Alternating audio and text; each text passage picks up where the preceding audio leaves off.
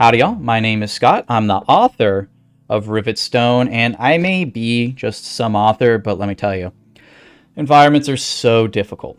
I struggle with them all the time. I've done a video talking about adding personality to the environment and places to make it easier and more interesting, but I feel like it's so easy to just write a giant wall of adjectives and it becomes super poetic, and then your editor's like, wow, this sucks. Why are you doing? You could just be happy you wrote one thing. Why are you trying again? You just, what are you doing?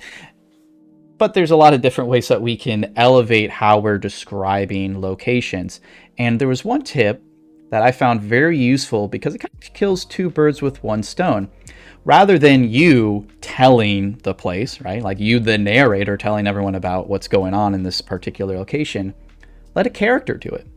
So what's nice is that not only does this sort of break up the voice of description, right? Because us as the narrator, the person, if you have like an omniscient, third person narration of a book, you as the narrator kind of have your own voice. Maybe you have like a little bit of a personality, but you have a way as the narrator of describing things. When you give the opportunity for your characters to describe the environment, then not only does that kind of tap into different adjectives or different voices that other characters would have, kind of in the same vein as we've talked about giving your characters unique voices when they're kind of interacting with people or describing things. Now they're describing that environment. And what's great is not only does that now kind of break up the monotony of how maybe you as a narrator would write about these things, and instead puts it in the lens of a character, and that gives us more information on how that character feels. Isn't that crazy? You literally just described background and you described your character even more. Now we know more about them and their personality, because maybe they're using particular adjectives and they're using like, they could be in this scary dark cave and maybe they're just like, yeah, it's just that and the other. I don't really care. Who, blah, blah, blah, blah, blah.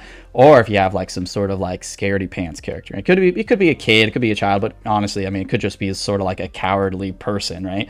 And then maybe they'd just be like trembling and saying just how sharp and edged each individual stalactite is in this scary cave, and out in the distance loomed some sort of ominous abyss that they could have swore they saw something look back at them. Like, now instead of just however you as the narrator is describing it, now you're giving more variety, and you're also giving more background and more you're just elaborating more on your own characters. So they get, the reader gets something out of it, you get something out of it.